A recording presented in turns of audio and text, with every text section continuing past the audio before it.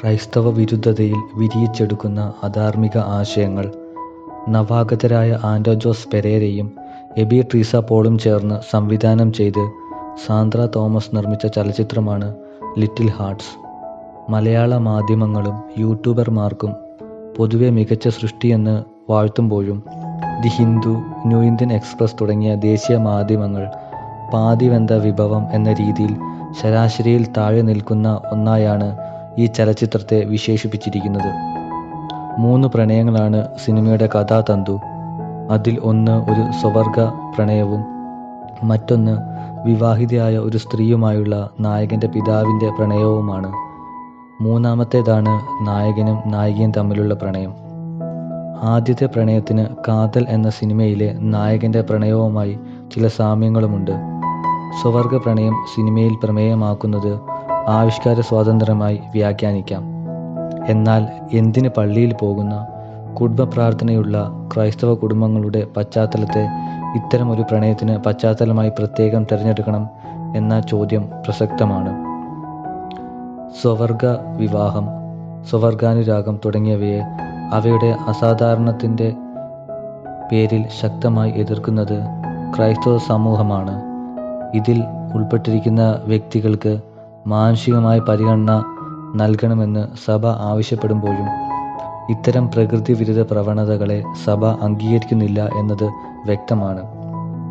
ഇത്തരം വിഷയങ്ങളുമായി ബന്ധപ്പെട്ട് നടത്തുന്ന അനുകൂല നിയമനിർമ്മാണങ്ങളോട് ലോകത്ത് എല്ലായിടത്തും കത്തോലിക്ക സഭ വിമർശനാത്മക നിലപാടാണ് സ്വീകരിച്ചിട്ടുള്ളത്.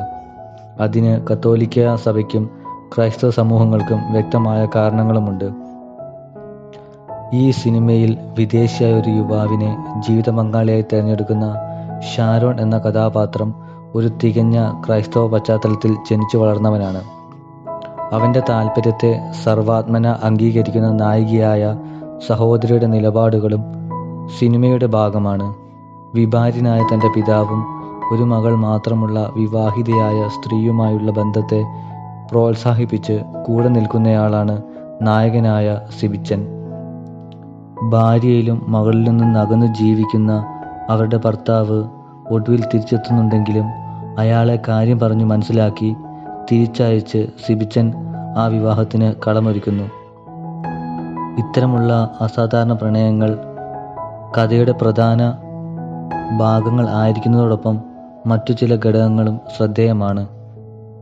പള്ളിയിലെ രംഗങ്ങളും പ്രാർത്ഥനാ വേളകളും തരം താഴ്ന്ന തമാശകൾ സൃഷ്ടിക്കുന്നതായി പലപ്പോഴും ഉപയോഗിച്ചിരിക്കുന്നതാണ് അത്.